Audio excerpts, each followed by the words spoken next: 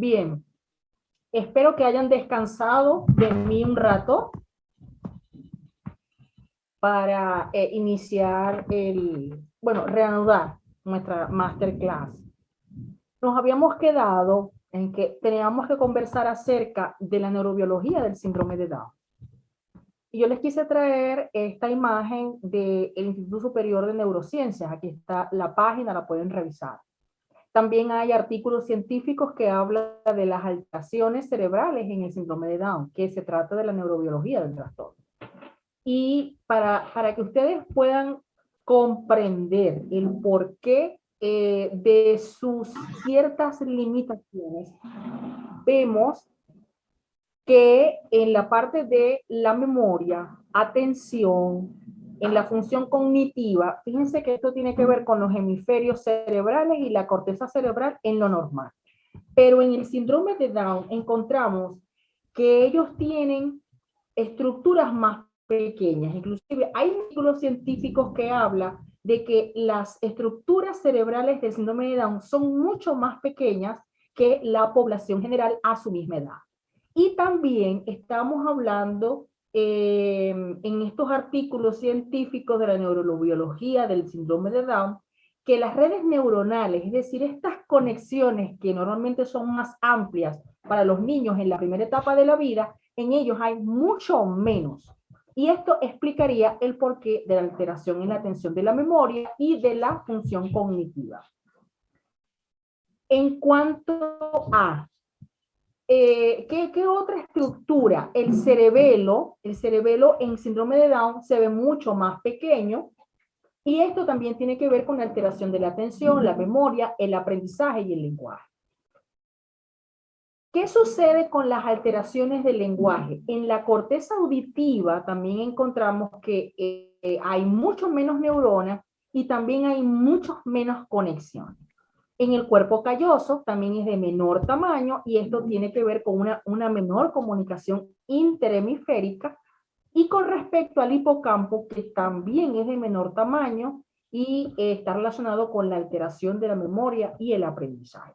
Esto lo sabemos gracias primero a los estudios post-mortem del síndrome de Down y luego por las resonancias magnéticas funcionales que se han hecho a lo largo de los años a numerosos grupos a nivel mundial. Pásame la siguiente, Elsa.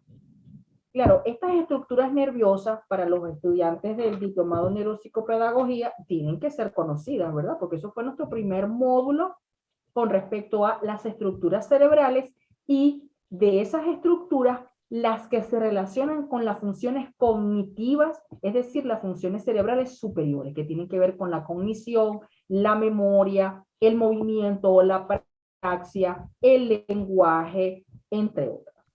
Bien, ¿por qué es importante conocer la neurobiología de las funciones cerebrales del síndrome de Down? Porque esto nos permite hacer observaciones adecuadas en el desarrollo de estos niños. Generar información que sea exacta a los padres para no generalizar en ellos o falsas creencias o testimonios fatales del futuro de su hijo. Además de hacer las derivaciones y las interconsultas necesarias que ellos necesitan y crear las estrategias de intervención apropiadas y en los tiempos que ellos lo requieren. Sobre todo en los menores de 3 años. Fíjense lo importante que es la primera infancia. Como he mencionado en el segmento anterior, en las etapas críticas para el sistema nervioso central, periférico, para las funciones ejecutivas, motrices, entre otras, tienen que ver con la protección del sistema nervioso en útero y postnatal. Y también es importante porque luego los aprendizajes sí tiene una base neurobiológica, y creo que eso fue una conferencia que nosotros hemos impartido. La inteligencia y los aprendizajes tienen un fundamento genético, un fundamento que tiene que ver con la codificación de genes en cuanto a la función cerebral, las conexiones y la sinapsis. Pero definitivamente el ambiente, la estimulación que le damos a esos niños, el afecto y los entornos de aprendizaje y de manejo de las emociones es fundamental para los procesos de aprendizaje. De allí que sobre todo en el síndrome de Down, que ellos tienen estas limitantes neurobiológicas, la intervención debe ser temprana. Adelante, Elsa. Acá les presento además en la siguiente lámina, la siguiente, Elsa, más hacia atrás, hacia adelante. En la siguiente lámina, fíjense lo importante de que en el síndrome de Down, la evaluación se fundamenta en los parámetros del neurodesarrollo. ¿Cuáles son los parámetros? Los hitos del desarrollo. Lo que conocemos como el desarrollo motor, el desarrollo cognitivo, el lenguaje, la interacción social. Y que es muy importante que el observador o la observadora en estos casos tenga los parámetros tanto para niños normales como para niños con síndrome de Down. Y eso está en existencia, por lo que para las personas que les gusta o que quieren profundizar en el estudio y abordaje del síndrome de Down, existen publicaciones y guías muy específicas creadas por redes de padres y organizaciones en el mundo que han seguido para poder crear guías y orientación diagnóstica con respecto al síndrome. Por otro lado, también es importante que se puedan establecer dentro de la evaluación las limitaciones auditivas de la visión y de la capacidad motora que ellos tengan. Y esto tiene que ser bajo procedimientos de pruebas estándares y también en espacios que sean apropiados para adquirir esa respuesta. Es recomendable cuando hacemos estas evaluaciones neurológicas a los niños, si en una primera instancia los niños no nos colaboran con las pruebas neurológicas, planifique otra consulta para que usted pueda explorar, porque en caso de resultados dudosos es mejor siempre evaluar. Y cuando tengamos los resultados de esta evaluación, que tiene que ser objetiva y bajo parámetros conocidos, es cuando podemos elaborar planes de intervención específicos, tanto para el niño como para la familia, porque la familia siempre se les abandona. A la familia no se le brinda el apoyo, incluyendo en la comunicación del diagnóstico a los padres, que eso también es otro aspecto que es parte de la evaluación. Y tener tacto, tener sensibilidad humana al decirle a los papás que su hijo tiene un síndrome de Down. Porque cuando ellos consultan, nos dicen que el médico, el pediatra o alguien le dijo que su hijo tiene la cara de un síndrome de Down. Pero ellos están seguros que eso no es así. Entonces uno tiene que darles el diagnóstico y comunicar el diagnóstico teniendo en cuenta las reacciones naturales de esos papás. Ahora bien, también tenemos que comunicar nuestras observaciones, por eso es que tenemos que tener entrenamiento, capacitación y experiencia para poder hacer informes clínicos o psicopedagógicos o cual sea su área, para que ésta pueda ser compartida con otros profesionales y de los cuales nosotros podemos revalorar y confirmar sus observaciones. Y si hay algunos otros hallazgos, compartirlos, porque para eso es la comunicación de los equipos multidisciplinarios. En mi particular, lo que yo hago en la evaluación de síndrome de Down es siempre incorporar a los padres y que se me relacione con los demás especialistas, que me informen cuando van al endocrino, cuando van a ver oftalmología, cuando les toca ir a terapia para estimulación, para la hipotonía, y que estos profesionales me pudieran comunicar sus resultados. Ese es el deber ser de un plan de intervención para controlar tanto el progreso y para cuantificar los resultados de esas intervenciones. No es decir que tenemos un niño un día lunes por una cita, bien sea online o presencial, y no saber más de él y no volver a llamar a la familia y no saber en qué etapa está este niño y qué estimulaciones o no ha recibido. Porque muy probablemente usted pueda tener todo un plan de intervención, pero si no conversa con la familia de si lo ejecutó o no lo ejecutó, cuando vuelva este niño a usted, va a estar en estatus cero, es decir, sin progreso, porque no ha recibido todas las atenciones. Adelante, Ensa. En este sentido, es importante presentarles cómo identificar, y esto lo vamos a hacer a través de una tabla. Esta tabla que les vamos a ver a continuación en la siguiente lámina, en esta tabla vemos los signos que son los signos físicos y neurológicos más frecuentes. Pásame la siguiente, por favor. Y muy importante que ante la sospecha y ante la revisión, la confirmación a través de un cariotipo para saber qué tipo de anomalía cromosómica presenta nuestro niño con probable síndrome de Down. Fíjense que en la práctica clínica a mí pueden llegarme pacientes que estén en la etapa neonatal o que ya pasen los 6 meses u 8 meses. Para los niños recién nacidos, y esto les queda como información, nosotros utilizamos los signos de Hall. Los signos de Hall son los 10 signos en los recién nacidos que tienen síndrome de Down y en los cuales al menos 6 signos de este cuadro de Hall nos da el diagnóstico presuntivo para síndrome de Down. Y fíjense cómo entre los signos se encuentra el reflejo de morro. El reflejo de morro es un reflejo inmaduro que se da en el recién nacido. No es un reflejo habitual verlo en el recién nacido. Pero después del mes, después de los 2 meses, este reflejo tiende a desaparecer porque es un reflejo inmaduro del sistema nervioso. Y por tanto, cuando lo examinamos en el neonato, vemos que no es tan activo como el niño en particular. La hipotonía es muy pronunciada, el perfil muy chato de la cara, las hendiduras palpebrales, que ustedes lo conocen como el epicanto, las orejas redondeadas, pequeñas, que son un poquito más simples, pero se ven pequeñas en comparación, y además de eso, con una implantación un poco más baja.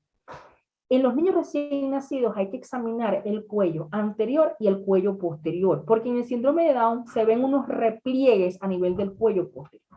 El examen de la línea de la mano, eso es un examen obligatorio. El examen del quinto dedo y el examen de los deditos de los pies. Además de que las articulaciones, cuando le hacemos la prueba para saber si hay o no una displasia de cadera, entonces vemos estas articulaciones demasiado laxas. Y las pelvis de estos bebés, cuando tenemos la sospecha, la radiología sale anormal, porque se ven muy laxas las articulaciones. Y entre otras, esto es una adaptación, ¿no? O sea, pásame la siguiente, porque esto solamente se puede dar en recién nacidos. Y en los niños más grandes sí lo buscamos. Otro aspecto, y fíjense que yo estoy pasando, esto es una evaluación que cumple los parámetros de la evaluación neuropsicopedagógica. ¿Por qué? Porque estamos haciendo la evaluación neurológica, es el componente neurológico, el examen físico, la presencia de reflejos, la evaluación del desarrollo motor, para saber si para su edad tiene los hitos esperados para esto. Y aquí les estoy dando una tabla que tiene que ver con la tabla del síndrome de Down, lo que es lo esperado para ellos. Esto es una adaptación. Y también la relación con aquellos niños que no tienen síndrome de Down. Por eso es importante que ustedes tengan a mano las tablas de desarrollo motor de niños que no tienen síndrome de Down y las tablas estandarizadas para niños con síndrome de Down. Pásame la siguiente. Porque la siguiente también tiene que ver con el desarrollo motor de la motricidad fina. La siguiente.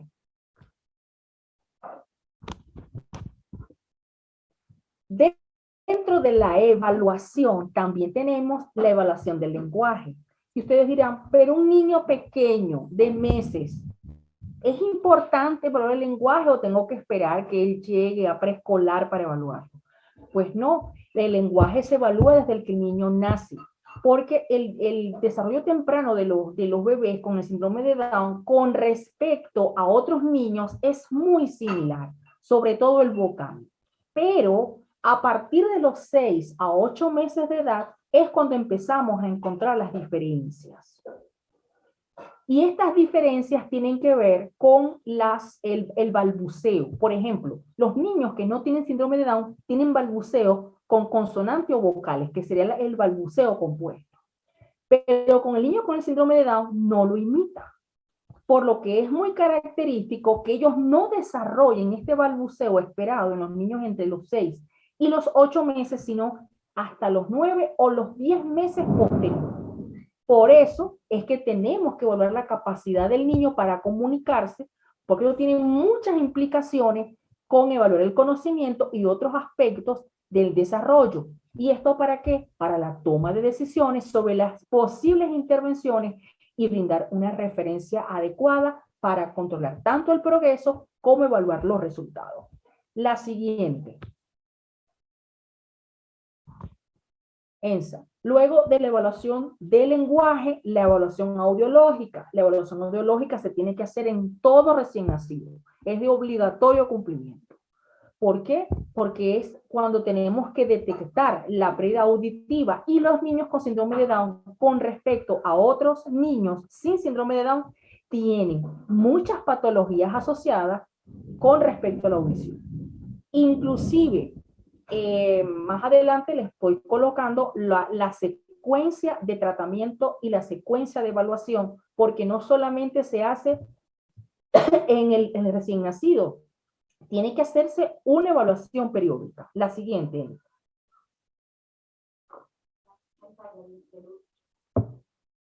También la evaluación cognitiva. Fíjense cómo vamos de la evaluación neuropsicopedagógica. O sea, estamos trayendo estos elementos de la evaluación neuropsicopedagógica a un caso con síndrome de Down. Y ustedes preguntarán, ¿la evaluación cognitiva tengo que hacer solo a los niños? Sí, claro que sí. Y existen pruebas y las vamos a conocer. Porque estas pruebas cognitivas tienen que estar basadas tanto en la edad mental como en la edad cronológica. Y esto le va a ayudar a las planificaciones e intervenciones adecuadas que sirven para referencia, para calcular entonces el progreso de estos niños. Pásame la siguiente, Ensa. Fíjense que hay dos parámetros de prueba. Las pruebas que se hacen a mayores de 6 meses y las pruebas que se hacen a niños a partir de los 3 años. Yo pienso que los profesionales que están aquí, bien sea de psicología, psicopedagogía, educación especial, deben conocer estas pruebas mucho mejor que yo, porque son quienes probablemente lo implementan. Entonces, fíjense el recordatorio. Esto es un recordatorio de todas estas pruebas, como la de Battelle, el perfil de Hawái, el programa de Carolina, en la escala de aprendizaje temprano de Mullen, la escala de Iris-Hunt, y eso es para mayores de 6 meses. Pásame la siguiente. Las otras escalas que se recomiendan de 1 a 3 años, ya ustedes las conocen, las de Bailey, la de Leiter y la de Hessel, que son las recomendadas. Evidentemente pueden haber otras tablas, pueden haber otras pruebas estandarizadas, que ustedes conocen muchísimo mejor que yo. Yo solamente las menciono porque cuando tenemos niños con síndrome de Down en la consulta, siempre solicito que por favor me envíen el informe psicológico, psicopedagógico, y es obligación del profesional del área informar cuál es la prueba, cómo la aplicó y qué resultados obtuvo. Elizabeth, por favor, apaga la cámara. Gracias. La siguiente, Ensa. Elizabeth, por favor, apaga la cámara. En las recomendaciones de las evaluaciones específicas para cada edad, Ensa, puedes pasar la siguiente. Les estoy trayendo del neonato hasta los 3 años. ¿Qué es lo importante aquí que tenemos que rescatar en el neonato? Insisto en el diagnóstico y la confirmación del paciente y ante el resultado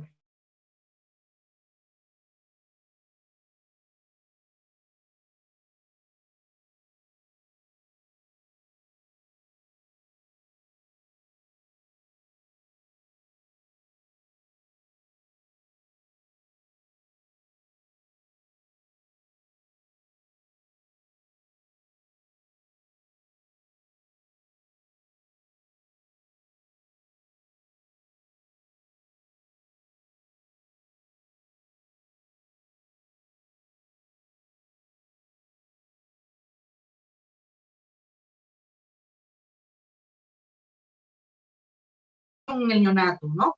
Y estábamos hablando de la importancia de evaluar lo importante de todos aquellos trastornos relacionados con la audición, la visión y también ellos nacen con malformaciones gastrointestinales, sobre todo la atresia duodenal, es decir, que hay una parte del duodeno, que es un segmento del tubo digestivo, que tiene malformaciones. Y ellos también, en las primeras etapas, se les debe detectar la leucemia y el hipotiroidismo, que es por lo que ellos mucho sufren, ¿no? Porque recuerden que el hipotiroidismo como tal, si no fuera un síndrome de Down, de igual manera está relacionado con el déficit cognitivo, y esto es un déficit cognitivo prevenible. Por eso es la importancia de que los padres, las familias, hagan la detección temprana a través de la prueba del talón o las pruebas metabólicas. Pásame la siguiente, porque otro de los aspectos que también tenemos que evaluar